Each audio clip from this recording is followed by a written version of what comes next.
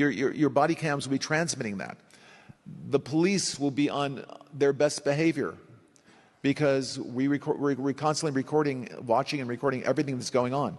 Citizens will be on their best behavior because we're constantly recording and reporting everything that's going on. When you come to government and what government's doing, there are artificial intelligence tools, and some of them I know that Oracle have developed around financial management for government. But also, tell us a bit about what, because you're right at the forefront of this revolution, what it means for what government should do in terms of its digital infrastructure, digital ID, data centers, and so on. How do you take advantage of these incredible AI models? And the first thing a country needs to do is to unify all of their data so it can be consumed and used by the AI model.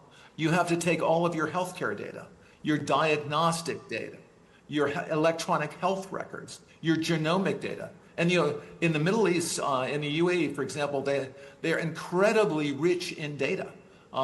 They have a lot of population data. The NHS in the UK has an incredible amount of population data, but it's fragmented.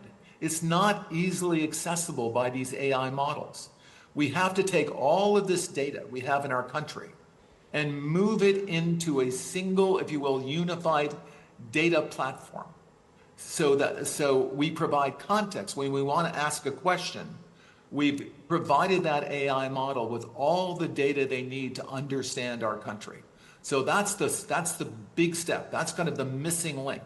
We need to unify all of the national data, put it into a database where it's easily consumable by the AI model, and then ask whatever question you like.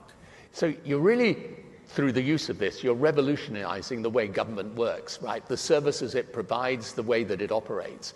What about things like financial management, procurement? How can AI help a government operate more efficiently, more effectively, give a more direct and better service to the citizen?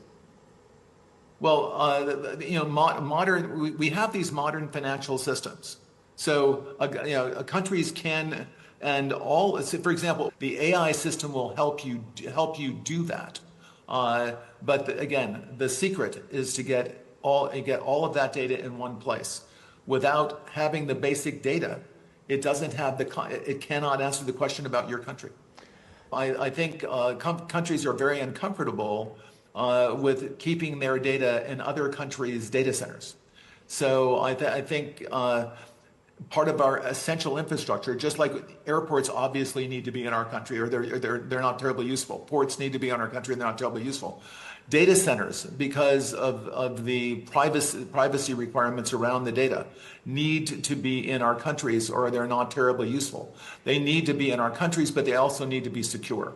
And there are new technologies right now. This is the last year you will ever log on to an Oracle system with a password. Next, by the middle of this year, I'm quite certain you are Tony Blair. So how do I know? Well, I look at you, I hear your voice, I listen to the kind of questions you ask.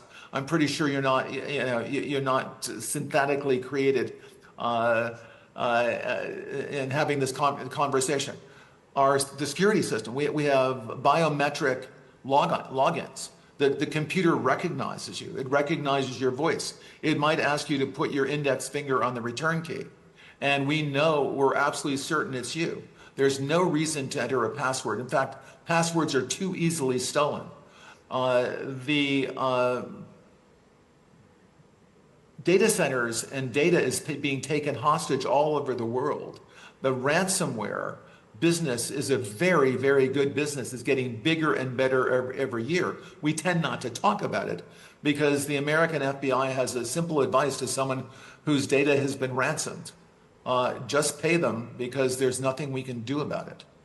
But there is something we can do about it, not after the data is stolen, but before the data is stolen.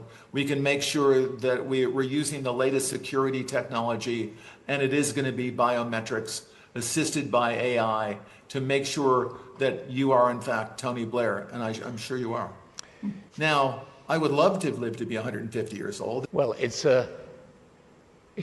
there's an amazing opportunity to reimagine the state, the way that government functions, and the service that it can provide for its citizens.